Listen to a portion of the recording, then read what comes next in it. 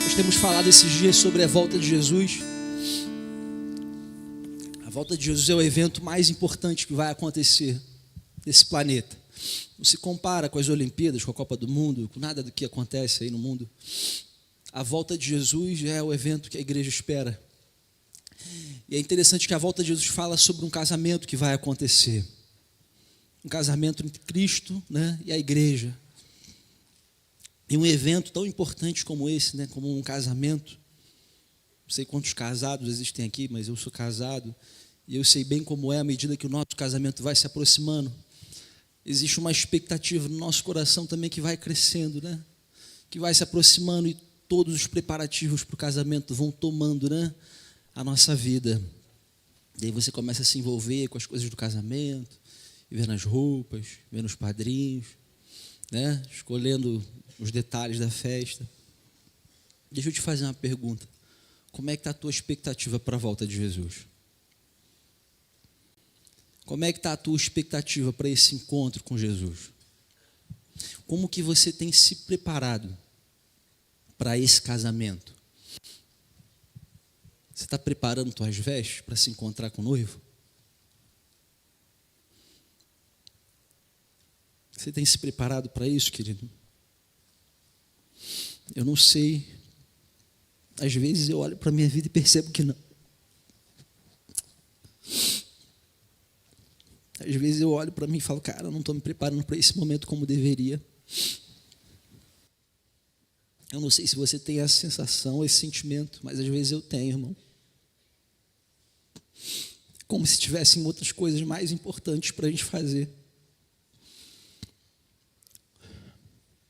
Deixa eu ler um texto com vocês que está lá em Isaías, capítulo 29, verso 9, que diz assim: estão espantados, não acreditam, continuem cegos se quiserem, estão entorpecidos, mas não é pelo vinho, cambaleiam, mas não é por bebida forte, é porque o Senhor derramou sobre vocês um espírito de sono profundo, fechou os olhos de seus profetas e videntes. Para eles, todos os acontecimentos futuros desta visão são um livro selado. Quando você o entregar aos que sabem ler, dirão, não podemos ler, pois está selado. Quando o entregar aos que não sabem ler, dirão, não sabemos ler. Existe, meus irmãos, um espírito, o espírito do sono profundo, que foi liberado sobre toda a terra, sobre toda a humanidade. E é esse espírito que nos impede de perceber muitas vezes o quão distante nós estamos do Senhor. Mas é importante a gente entender nesses dias tão difíceis, né, que a gente tem vivido, como que esse espírito ele trabalha, como que ele age, para que a gente possa, né, não cair nessas armadilhas, mas que a gente possa lutar com aquilo que o Senhor nos deu para lutar. Eu pedi para colocarem uma imagem ali, e eu queria falar dessa imagem. Eu estava ouvindo uma ministração a semana passada. Não sei se vocês conseguem ver. Vocês estão conseguindo ver essa foto? Tem como dar só um bloquezinho na luz aqui para dar uma... Não sei se tem como. Não, é apagar isso. Vocês estão conseguindo ver essa imagem? Tem que apagar essa aqui, gente. Não sei se isso atrapalha algum esquema aí. Dá para ver? Está dando para ver, meus irmãos? É uma imagem meio chocante, né? Quem está aí mais no fundo talvez não esteja conseguindo ver. É o seguinte, tem um homem amarrado, né? Seus membros estão amarrados a cavalos. E isso aí é o seguinte, irmãos, isso aí era uma forma de execução com tortura da antiguidade, tá? E o objetivo dessa tortura, dessa execução era o seguinte, era que o homem, né, a pessoa que estava sendo executada, ela fosse desmembrada. À medida que os cavalos iam sendo, né, espancados ali para correrem, eles iam correndo em direções opostas até que o homem fosse completamente desmembrado. Agora, sabe o que é interessante? A palavra distração, ela vem exatamente dessa execução aí, dessa tortura. A origem da palavra distração vem do latim distractio, que significa separar. E era exatamente isso que acontecia com o homem, que a gente vê aí nessa imagem, né? É uma pintura. Graças a Deus que é uma pintura, não é uma foto real. Mas você pensa nisso. Pensa no que isso significa. Pensa no que isso representa para a nossa vida hoje. Pensa, né, numa geração como a nossa, tão distraída com tantas coisas. Acho que nunca houve, né, tanta distração no mundo. Alguém já disse aí, né, um psicólogo que eu não sei o nome falou, que o celular ele é a heroína, né, do nosso século, desse momento que a gente está vivendo. Meu Deus, como a gente vive distraído com tanta coisa, né? E a distração, meus irmãos, parece algo bom à primeira vista, né? Mas o distractio, né, de onde vem a origem da palavra, mostra exatamente o que está acontecendo conosco. Nós estamos sendo desmembrados. A estratégia do inimigo com a distração é nos separar. É isso que a distração faz. Separa amizades, famílias, né? Casamentos estão sendo destruídos por causa disso. Você vai mal no seu emprego, no seu trabalho, você não é mais um profissional padrão. A sua vida profissional não glorifica mais o nome de Jesus, porque você perdeu a sua produtividade. Existe uma conta, um cálculo, eu ouvi isso em algum lugar, que quando o iPhone foi lançado, a produção norte-americana caiu mais, acho que de 50% a produção de trabalho, tá, irmãos? Ela caiu muito, caiu absurdamente. Eu li isso em um livro, não lembro agora exatamente onde, mas achei isso super interessante. Aquilo que parece bom, às vezes, não é tão bom assim. Na verdade, né, é uma armadilha, irmãos. E é nessa geração que nós estamos vivendo, uma geração distraída. É a geração entorpecida, como o texto, né, de Isaías fala. Você está entorpecido, mas não é de bebida, não é de nada disso. Está entorpecido porque existe um espírito de sono profundo que paira sobre o mundo. A geração entorpecida, né, como uma escritora escreveu um livro chamado Nação Dopamina, para falar dos efeitos, né, dessa busca insaciável pelo prazer que as pessoas tanto querem, né, e ficam correndo atrás de tanta coisa, na tentativa, né, de se distrair um pouco mais. Tem gerado o quê? Tem gerado uma nação de gente depressiva. Irmão, é tanta informação, né? Ontem falávamos sobre isso aqui na reunião de líderes, meu pai estava falando sobre isso. Se você sente algo, você não ora, você abre o Google, né, e você digita lá o que você está sentindo, e o Google, em 99,9% dos casos, vai dizer que você está com câncer terminal, né, e que já era, acabou, não tem mais jeito para a sua vida, você vai morrer, pode comprar lá o seu caixão que acabou. Ou por que você acha que há tanta notícia sobre morte, né? Meu Deus, tem alguns telejornais que é até difícil, né, de você assistir, que você está bem e de repente você deixa passar naquele canal que fica mal. Fica mal porque é uma morte atrás da outra, uma mais terrível que a outra. Mas é interessante que, por mais que seja ruim, parece que aquilo nos desperta, né? Aguça algo dentro de nós, porque a gente quer saber, né, mais sobre aquilo. E a gente fica rodando, pesquisando um monte de coisa. A gente fica muito preocupado com tudo. A gente fica ansioso. E isso gera depressão, irmão. Sabe por quê? Porque você não tem controle de nada. Quem controla tudo é Deus. A gente só submete a nossa vida ao governo dele e descansa nele. Amém? A gente faz a nossa parte ali daquilo que nos cabe fazer, dentro da vontade do Senhor, e a gente descansa nele. E a depressão acarreta uma outra coisa terrível, que cresce também em números alarmantes, mas isso não pode ser divulgado. Por que não pode ser divulgado? Porque, enfim, aí tem umas regras aí da OMS sobre, que se falar muito sobre suicídio, é uma coisa que vai fazer o quê? Vai levar mais pessoas a se suicidarem. Talvez isso tenha alguma coerência, não sei, eu não parei para pensar profundamente sobre isso, mas eu acho que em algum momento a gente precisa falar sobre isso. Por quê? Porque tem famílias que estão perdendo, por exemplo, filhos, e os pais nem sabiam do que estava acontecendo, e quando descobrem já com um corpo lá estendido no chão, ou pendurado em algum lugar, e amigo, já é tarde demais para você fazer alguma coisa. Ah, mas o meu filho ele era muito tranquilo, era gente boa, ele só não saía de dentro do quarto, não sei porquê, ele ficava lá o dia inteiro, mas ele não fazia mal a ninguém, está tudo bem.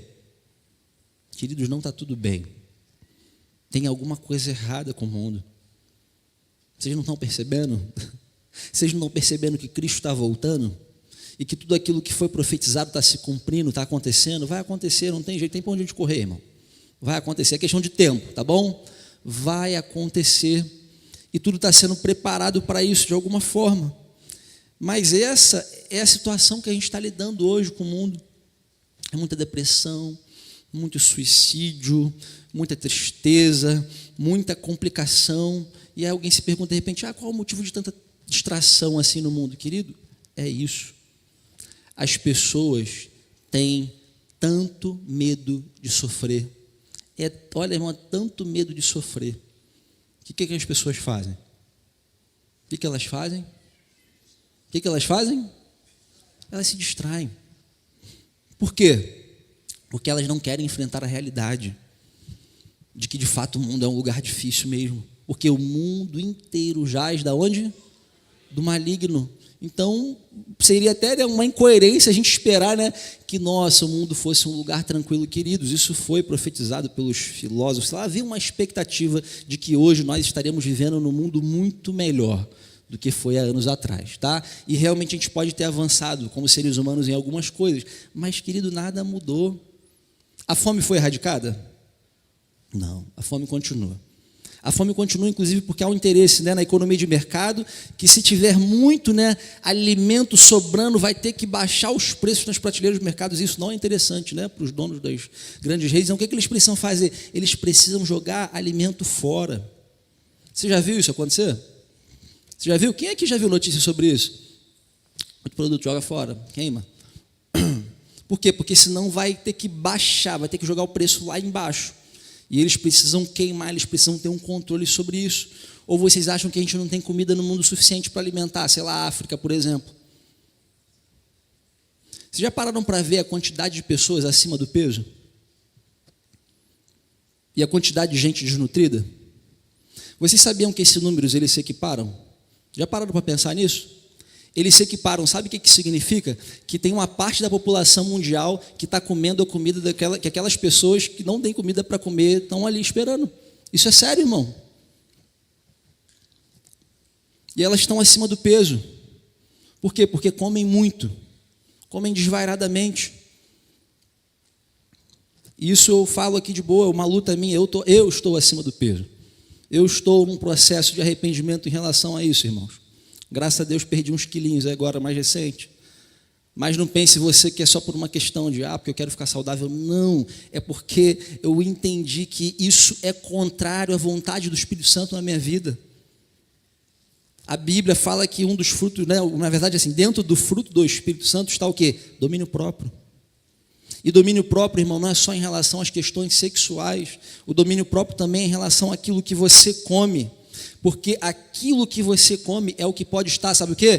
Te matando. Ao mesmo tempo que está te distraindo, está o quê? Está te matando. Ou você não acha que a maior parte dessas doenças aí são causadas pelo quê? Pelo mau hábito que a gente tem.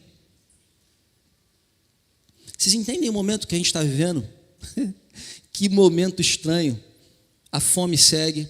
A paz veio sobre o mundo. Cessamos as guerras, irmãos. Cessamos a guerra, acabou a guerra, não tem mais guerra. É isso, pô, que bênção, né? Prosperamos. Agora o homem sabe dialogar, agora o homem entende de diplomacia, né? Ele sabe resolver os conflitos. Foi isso que aconteceu? Não. Outro dia eu vi um líder, um dos chefes da OTAN, numa reunião, numa conferência com vários líderes europeus, dizendo o seguinte, ele falou assim, olha, agora não é mais uma questão de se vai acontecer. A questão agora é quando vai acontecer. Um oficial graduado, alta patente lá, falando, olha, queridos, não é uma questão agora de quando, né? Ou melhor, de se, mas quando, por quê? Vai acontecer. E ele começa a falar umas coisas seríssimas, se preparem, é bom você saber lidar com isso, né? Um cara instruído com uma mente militar, né? De sobrevivência, ele está ali, ensinando, acho que é importante as pessoas aprenderem isso, aprenderem tal coisa. Claro, ali ele está falando principalmente da realidade europeia, tá, irmãos? Porque a Europa está se tornando, né, de novo aquilo que foi lá na primeira, né, na Segunda Guerra Mundial, e agora a gente está vendo isso acontecer ali próximo também no Oriente Médio. Irmãos, nós estamos no pior cenário. Acho que desde a Guerra Fria não há um cenário tão difícil no mundo como esse. A guerra pode explodir a qualquer momento no Oriente Médio. Eu vi essa semana agora, os Estados Unidos mandou mais navios, né, aviões e tal, estão se preparando para isso. Eu ouvi também recente, a inteligência alemã fez uma previsão de que até 2025 não haveria jeito, a Rússia iria invadir outros países ali da OTAN, e aí forçando a OTAN a entrar, né, nessa guerra, o que causaria a Terceira Guerra Mundial. Eu não sei se você sabe, mas há uma luta também perto, né, próxima. Alguns especialistas falam que talvez até 2030 Taiwan seja invadida pela China. Eu não sei se você sabe sobre isso, você estuda a geopolítica, mas está lá em Taiwan, é um negócio meio doido, mas parece que todos os chips do mundo, todos os microchips do mundo, a maior parte, sei lá, 90%, 80% dos chips do mundo são produzidos, sabe aonde? Dessa tecnologia do microchip, sabe aonde? Taiwan. Está tudo concentrado lá. Então os caras querem dominar essa região. Só que é uma região, né, que fica ali entre Estados Unidos, né, e China disputando, são interesses econômicos fortíssimos. As guerras não cessaram. O mundo está indo de mal a pior. Tudo isso, irmão, para que se cumpra, né, a profecia, para que se cumpra aquilo que foi dito. Agora, deixa eu te falar uma coisa. Você tem medo de sofrer? Você está com medo de sofrer? Por causa de quê? Você sabe o que a palavra fala sobre isso? Sobre medo de sofrer? Olha que interessante o que Paulo falou para Timóteo. 2 Timóteo, capítulo 4, verso 5. Olha que texto interessante, meus irmãos. Vê se isso não faz sentido para vocês. Olha só. Você... não, pensei que tinha entrado ali. Vou ler aqui. Foi lá? Você, porém, deve manter o quê? A sobriedade em quê? Em todas as situações. E ele segue dizendo o quê? Não tenha medo de sofrer. Mas faz o quê? Fica parado? Sem fazer nada? Se distraindo? Faz o quê? Trabalhe para anunciar as boas novas e realize todo o ministério que lhe foi confiado. E eu te pergunto, qual ministério lhe foi confiado? Sabe qual foi? Você sabe qual foi? Eu posso te adiantar aqui. Foi o ministério da reconciliação. Nem os anjos podem fazer isso, irmãos, nós podemos fazer. Nós fomos chamados por Deus para reconciliar pessoas com Deus, pessoas com Deus, pessoas com Deus. Você entende a grandiosidade desse trabalho? Você entende a grandiosidade dessa missão? Queridos, essa missão está muito além, muito acima de qualquer outra coisa que a gente possa fazer na terra.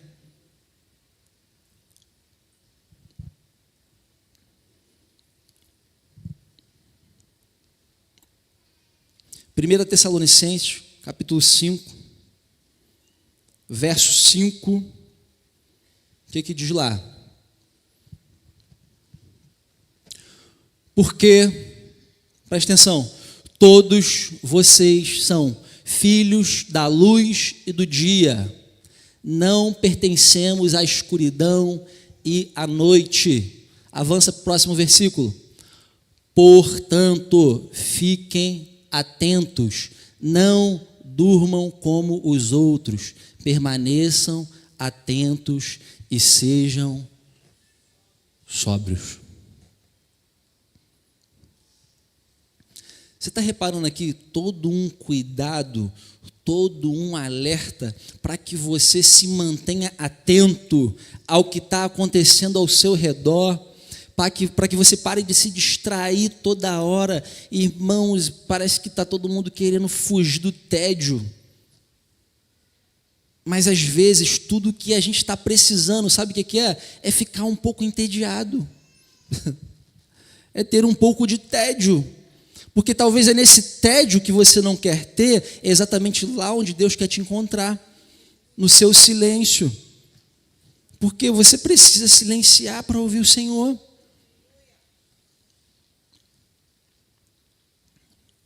Então para de ter medo do tédio. 1 Pedro, capítulo 5, verso 7. O que diz lá?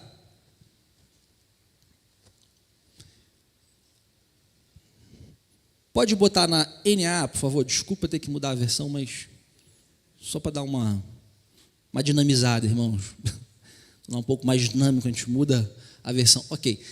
Lancem sobre ele todas as suas ansiedades. Olha que bênção. Por quê? Porque ele cuida de vocês. Vai para o próximo versículo. Sejam sóbrios. E o quê? E vigilantes. Por quê, gente? Porque o inimigo de vocês, o diabo é aquele que separa, aquele que está no meio para dividir. Olha que coisa interessante, lembra da distração? Do distract que separa, que divide, que vem para desmembrar. É a mesma coisa, ó. O diabo anda em derredor, como leão que ruge procurando alguém para devorar. É uma guerra.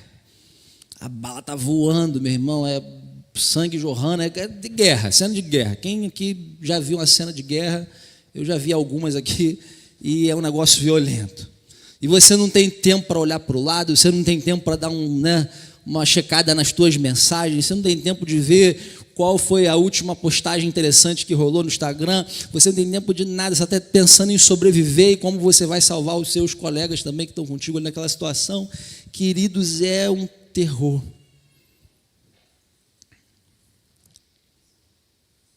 E a gente está vivendo esse tempo de guerra. É uma guerra, entende? Ainda não entramos no descanso lá eterno, né, do Senhor. Ainda não chegou esse momento. Esse momento vai chegar.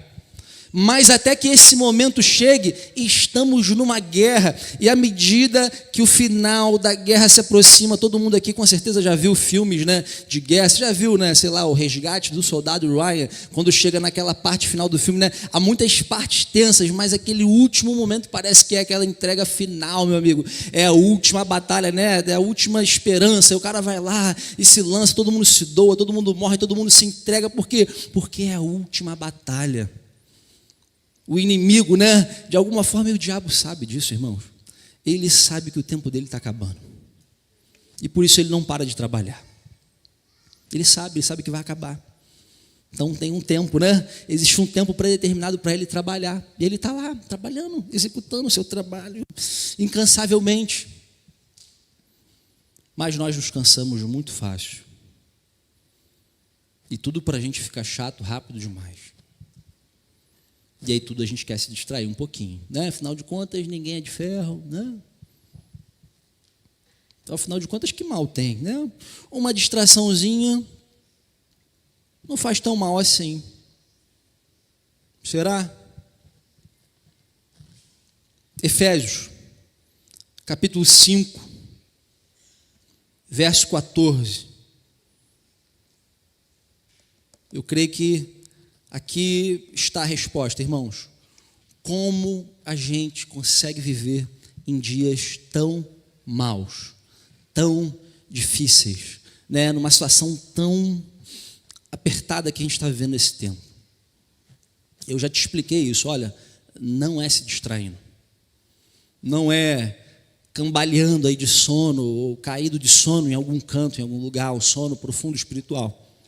Agora preste atenção no que esse texto vai dizer. Ah, desculpa, esse daí é na RA, foi mal. Desculpa, gente, esse é na RA. Esse era aquele texto que eu falei da RA. É isso aí, presta atenção, olha, pelo que diz, desperta. Entende isso? Ó? Desperta, ó tu que dormes. Eu falei assim mesmo para você acordar, tá, irmão? É para você despertar do sono. Não sei se tem alguém dormindo aí, mas é isso. Ó. Desperta, ó tu que dormes. Levanta-te de entre os mortos e Cristo te iluminará. Olha que tremendo, irmãos. Olha que tremendo. Você lembra lá? Isaías falou de um espírito, né, de sono profundo. E agora Paulo está falando, cara, desperta, ó, tu que dormes, pois Cristo quer te iluminar. Ele vai te iluminar. E ele não para aí não, ele segue. Vamos lá, vamos seguir? Como ele segue? Portanto, por isso, por esse motivo, né? Vede prudentemente como andais, não como nécios, e sim como sábios. Pode passar próximo. Remindo o tempo, por quê? Porque os dias são maus. Avance. Por esta razão, não vos torneis insensatos, mas o quê? Procurai compreender qual a vontade do Senhor. Então não fica dando bobeira. Procura entender qual é a vontade de Deus para esse tempo que você está vivendo. E pode avançar para o próximo versículo. E diz o quê? E não vos embriagueis com o celular. Não vos embriagueis com o Instagram. Não vos embriagueis com tantas coisas que nos embriagam. Entende, irmãos?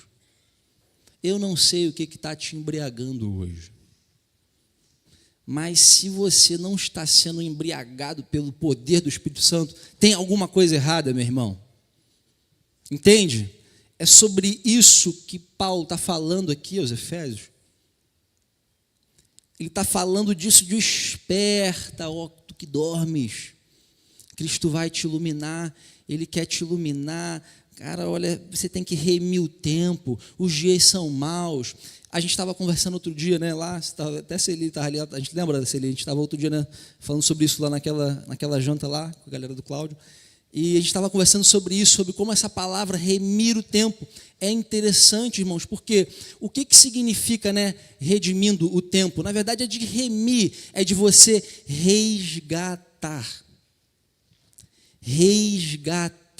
Resgatar do que, irmão? Da onde? Resgatar o tempo que foi consumido pelo gafanhoto. O gafanhoto levou o teu tempo embora, está tentando levar mais tempo embora. Ele está tentando roubar tudo de você. Ele está lá, trabalhando.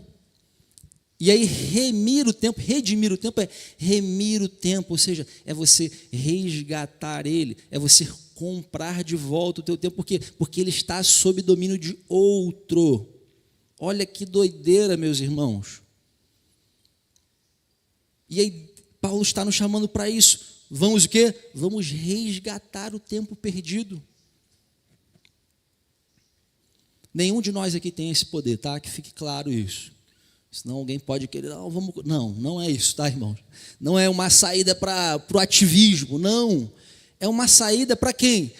Para quem tem o poder de fazer o quê? De restituir o tempo que foi perdido. Porque quem restitui o tempo perdido é quem? É Deus, não somos nós. A gente só se coloca, né, no caminho ali para que a coisa aconteça.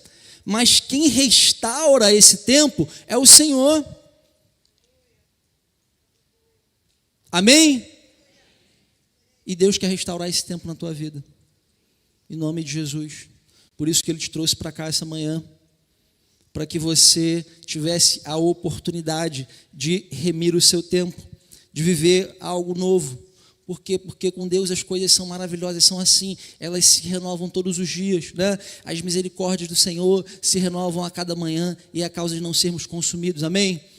Que bênção, que maravilha. Olha, é interessante pensar dessa forma, irmãos, que o Deus que não está, Deus não está, tá? Na linha do tempo, Ele não está preso ao tempo, mas Ele, de alguma forma, por nos amar, Ele desceu e se colocou dentro da linha do tempo em Cristo Jesus. Jesus veio e viveu, né, como um ser humano, nas limitações humanas, dentro do tempo. E é tão interessante pensar nisso, que eu queria falar aqui duas coisas com você, e aqui estamos caminhando para o fim. Duas coisas que são princípios para a gente aprender a remir o nosso tempo. Tá? Duas coisas, que você guardasse isso no teu coração. A primeira coisa, para a gente começar a remir o nosso tempo, é a gente gastar o nosso tempo com quem? Com quem criou o tempo. Porque, como eu te falei, né, só Ele tem a habilidade e o poder de fazer o seu tempo, né? Ele ser um tempo de fato produtivo, um tempo próspero, né? Quantas vezes você já chegou no final do dia e falou: caramba, eu não consegui fazer nada daquilo que eu tinha pensado para hoje, meu Deus, é como se eu sempre estivesse correndo atrás de alguma coisa e eu nunca consigo alcançar. Você já se sentiu assim? Meu Deus, eu já me senti assim inúmeras vezes. E tu nunca sabe para onde você olha, o que você faz, é tanta coisa para fazer e tu está perdido. O que Jesus fazia? Essa é a questão, meus irmãos. O que Jesus fazia quando a coisa ficou, né, apertada? O que ele fazia? Jesus era um homem ocupado? Sim ou não? Muito ocupado? Sim. Sim, não, Jesus ele era muito ocupado. Com certeza ele era muito mais ocupado do que a maioria de nós aqui hoje. Jesus tinha muitas ocupações como ser humano. Mas sabe o que é interessante? Jesus ele não era apressado. Por quê? Ocupação é algo externo, é algo fora de nós. Pressa é uma coisa que está onde? Dentro. É uma coisa de dentro de nós, que faz a gente querer correr para a próxima, né? Para a próxima etapa. E Jesus não. Jesus, embora muito ocupado, ele se permitia, em meio a tanta gente o procurando, fazer o quê? Vou me retirar para um lugar solitário e vou orar. Imagina, mestre, aquela confusão de ele. Acho que está na hora de me retirar. Gente, Jesus fazia isso. Isso era um costume na vida dele. A gente não faz. Quanto mais ocupado Jesus ficava, mais tempo com o Pai ele gastava. A gente, quanto mais ocupado a gente fica, menos tempo com o Pai a gente gasta. É o contrário, irmão. A conta não vai fechar. Você entende? Essa conta não vai fechar. Então, a gente precisa resgatar isso. Por quê? Olha que coisa interessante. Para pensar nisso, olha. Jesus estava lá vivendo a vida dele, normal. Trabalhando, seguindo ali tudo em frente. Aí, chega o dia de Jesus ser batizado. Vocês lembram, né? Jesus entra na fila. Uma história, inclusive, quando meu pai conta, eu acho muito interessante esse ponto. Ele fala assim, cara, Jesus entrou na fila dos pecadores, né? Sem ter pecado, sem ter nada disso. Ele não chegou lá se explicando, gente, olha só, eu estou aqui, mas eu nunca pequei e tal, segue de boa aí. Porque as pessoas chegavam, né, confessando seus pecados publicamente, mas ele não chegou dessa forma. Ele chega quietinho ali e tal, chega a falar para João Batista, não. Em outras palavras, né, que parafraseando, não, só faz aquilo que tem que ser feito, vamos lá, cumpre aí a parada. E aí João Batista vai lá e manda ver e batiza Jesus, e show de bola, e alguém pensa, então agora está pronto, agora vai começar o ministério de Jesus, meu Deus, depois de tanto tempo esperando, agora começa o ministério, agora Jesus vai sair, agora Jesus está ali se aquecendo, Jesus se aquece, Jesus vai correndo, Jesus já sai invadindo as cidades e vai tomando tudo. Foi assim que aconteceu, meus irmãos? Ele saiu do batismo direto para o ministério, já curando as pessoas, fazendo um monte de coisa. Foi assim que aconteceu? Não, o que aconteceu? Meu Deus. Entende? É tudo meio que ao contrário do que a gente faz. Jesus sai dali, mas olha que interessante, se a gente perder isso aqui, a gente vai perder todo o Panangandã, sei se essa palavra existe, não deve existir. Todo o lance, toda a importância da situação. Jesus foi guiado por quem para o deserto? Foi ideia dele para o deserto? Falou, não, agora uma estratégia nova aqui, nesse momento, estou vendo aqui que os principais mestres estão se retirando para o deserto, então é isso, eu vou para o deserto porque, né, fulano de tal fez isso e o ministério dele deu certo. É isso? Não. Guiado pelo Espírito Santo, ele foi para o deserto. E lá no deserto, ele ficou quanto tempo? Meu Deus, como se já não bastasse, meus irmãos, esperar todo aquele tempo, né, que se calcula aí 30 anos até o ministério de Jesus começar. Aí ele ainda fica mais 40 dias no deserto. Sabe o que é deserto? Não tem nenhuma distração lá. Só tem o nada. É você e ninguém. Ah, e tem esse detalhe. Ele estava lá e tinha alguém com ele? Não, não tinha ninguém para ficar conversando. Não tinha ninguém para ficar batendo papo, para ficar de lero-lero e jogando conversa fora. Não, ele estava sozinho. Ele não levou ninguém com ele. Era só ele e o Pai. E ele ficou só 40 dias. E como se não bastasse, olha, como se não bastasse 40 dias sozinho no deserto, Jesus ainda fez o quê? Ele jejuou. Meu Deus. Aí toca na nossa ferida. Porque para nós passar, sei lá, 40 horas sem comer, já é loucura, irmão. Qual foi o máximo de tempo que você já ficou sem comer, meu irmão? Não é uma doideira? Gente, é doideira. Uma vez me levaram para um jejum que eu falei, irmãos, eu só volto se for guiado pelo Espírito Santo. Como Jesus foi, porque, caramba, irmão, é sério, ó. O jejum ali de 24 horas, pô, beleza, ó, que cara, mas irmãos, como é difícil você jejuar por mais de 72, cara, é muito difícil, irmãos. Como isso mexe, né, com as nossas entranhas, como isso mexe com a nossa carne, como isso, né, enfraquece o nosso eu, né, como dizer não, e às vezes é tão difícil, né, como isso, é dizer não, por exemplo, para o açúcar. Meu irmão, quando vê aquele biscoitinho, aquele negresco, nossa, olha, quando a fome bate, aparece aquele pacote negresco, irmãos, é difícil. Porque aquela gordurinha, né? Aquela gordurinha saturada, sei lá, aquela gordura trans que vem ali no meio, irmãos.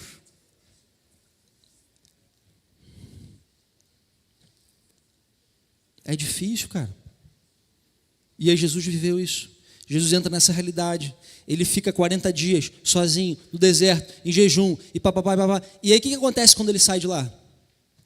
O que acontece, irmão? A palavra fala que ele sai de lá no poder. No poder do Espírito Santo, Jesus sai de lá. E a partir dali ele começa o ministério dele. A outra coisa que nós temos que fazer, a gente precisa, irmãos, hoje, definir o que é o mais importante nas nossas vidas. Deixa eu ler uma frase para você. Essa frase é de alguém que eu não conheço, só conheço o nome. O nome é Kevin De Jong. Não sei de onde é, que país ele é, enfim. Mas a frase dele é assim: Jesus sabia a diferença entre o urgente e o importante. Ele entendeu que todas as coisas boas que ele poderia fazer, preste atenção, não eram necessariamente as coisas que ele deveria fazer. Entende? Olha, nem tudo de bom que tinha para fazer era aquilo que ele realmente deveria fazer. Se Jesus tinha que viver com as limitações humanas, seríamos tolos em pensar que nós não temos. As pessoas neste planeta, agora presta atenção como ele vai fechar isso, ó. As pessoas neste planeta que acabam não fazendo nada são aquelas que nunca perceberam que não podem fazer tudo. A gente não pode fazer tudo. A gente não pode estar em todos os lugares ao mesmo tempo. A gente tem muitas limitações. E aí, meu irmão, se Jesus, sendo quem Ele é, respeitou esses limites, Por que nós não vamos respeitar esses limites?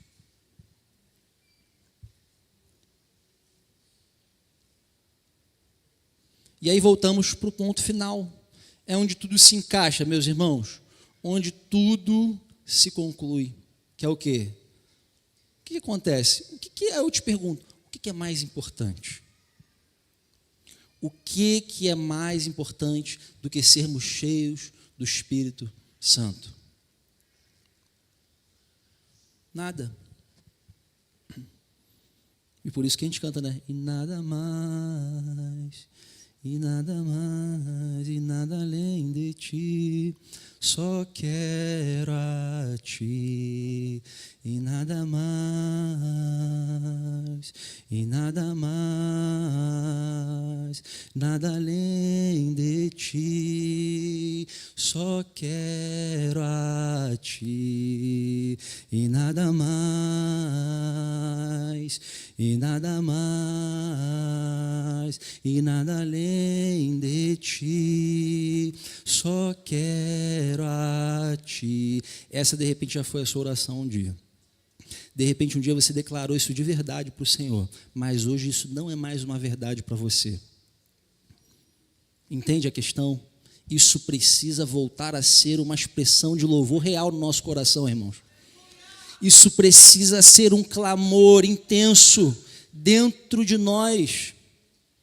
Isso precisa ser aquele clamor do Espírito Santo dentro de nós que clama, né? Abba, Pai, papaizinho querido. É isso, é deixar isso acontecer, deixar isso se manifestar. E para isso, meus irmãos, você não precisa estar sentindo nada. Olha, as maiores experiências que eu já tive com Deus, quando começaram, eu não estava sentindo nada. Eu apenas acreditei, eu abri a minha boca e eu falei, Espírito Santo, eu quero ser cheio. E sabe o que o Espírito Santo fez? Sabe o que ele fez? Ele encheu. Sabe por quê? Porque essa é a vontade dele. Porque é isso que ele quer. Ele quer encher toda a igreja. Existe uma promessa muito magnífica, impressionante, maravilhosa, acerca do quê? Dos últimos dias. A palavra declara que nos últimos dias aconteceria o quê, irmãos? Derramaria do meu espírito sobre toda a carne. Toda a carne, ninguém vai ficar de fora, meu irmão. E meus irmãos, é isso que nos falta em muitos momentos. A gente perde a noção das coisas quando estamos distraídos. A gente perde a noção do tempo, de quanto tempo estamos perdendo porque estamos muito distraídos. Estamos perdendo oportunidades de fazer o bem, de praticar as boas obras, porque nós estamos distraídos. Às vezes Deus coloca alguém do teu lado e fala, eu quero que o meu amor, né, seja manifestado através da sua vida para essa pessoa, e você não percebe, e você não percebeu porque você estava tentando ler a última notícia de ontem. Ontem já foi, já passou, já acabou, e você está tentando descobrir o que está acontecendo, sei lá no Japão, meu querido. Você está no Brasil, você está em Santíssimo. Volta para cá, volta para a tua realidade, irmão.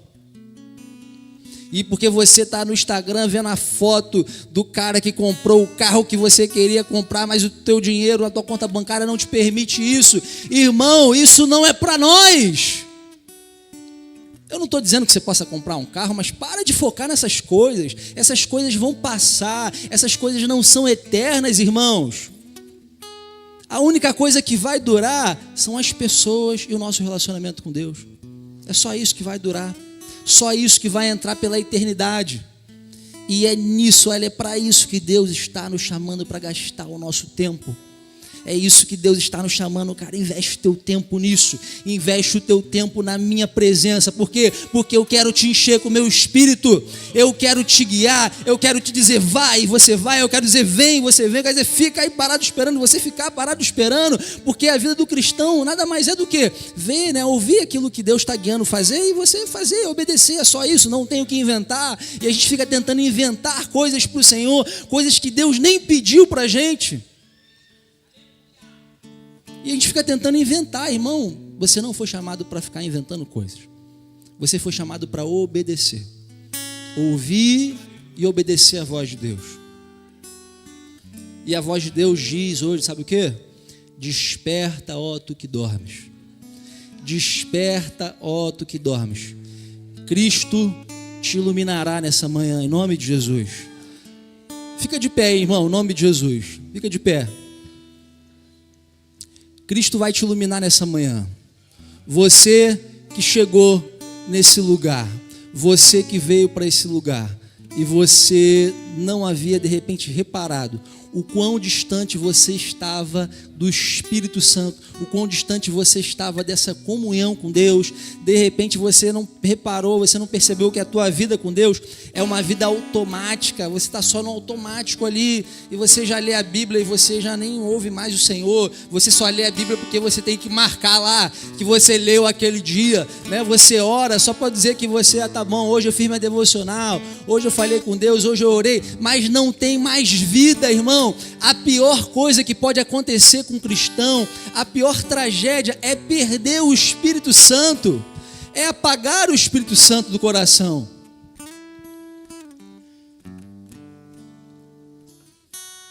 E em algum momento nós já fomos uma igreja que foi reconhecida também por essa marca. Eu lembro aqui de reuniões, meus irmãos, que ninguém, meu irmão, ninguém ficava parado, tão grande era o mover do Espírito, lembra? Quem está aqui é daquela época, que sabe do que eu estou falando.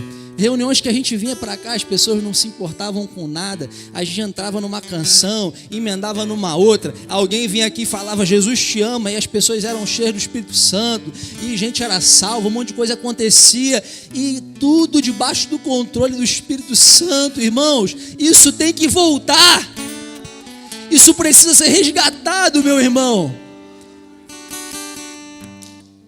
Mas a gente tem que fazer a nossa parte.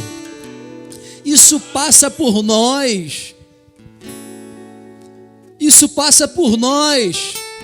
Jesus falou que o Pai procura verdadeiros adoradores que o adorem em espírito e em verdade. Isso tem que começar em nós. Em nome de Jesus, tem que começar em mim, irmão. É assim que eu tenho pensado nesses dias. Tem que começar na minha vida. Eu preciso queimar. Se eu quero que a minha geração queime de amor pelo Senhor, eu preciso queimar, irmão. Meu querido, em nome de Jesus, olha, em nome de Jesus, se você está aqui hoje e você tem se sentido engolido pelas distrações, cara, eu estou muito distraído, eu não quero mais ser distraído assim, Jesus me ajuda, sai do teu lugar. Sai do teu lugar, vem aqui para frente, nós vamos orar essa canção novamente. Nós vamos orar essa canção novamente. E eu creio que pela misericórdia do Senhor, o teu altar de adoração vai ser restaurado. A adoração no teu coração será restaurada. Porque quando o Espírito Santo começa a restaurar a nossa vida, é isso que acontece, irmão. Você se perde em meio aos louvores, você se perde em meio às canções, você não para de louvar o Senhor, você não para de adorar. Adoração não vai ser mais uma coisa que você vai fazer num domingo. Adoração vai ser uma atividade diária tua, de todo dia você vai acordar, falar, Senhor, obrigado, acordei, Senhor, obrigado pela tua presença, Senhor, muito obrigado, Pai. É isso, meu irmão, é isso.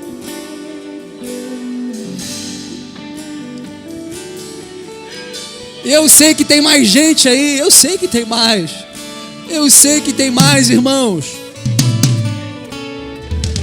Eu não estou fazendo esse apelo aqui, meus irmãos, porque eu não sou um cara distraído, pelo contrário, eu sou o primeiro aqui nessa situação.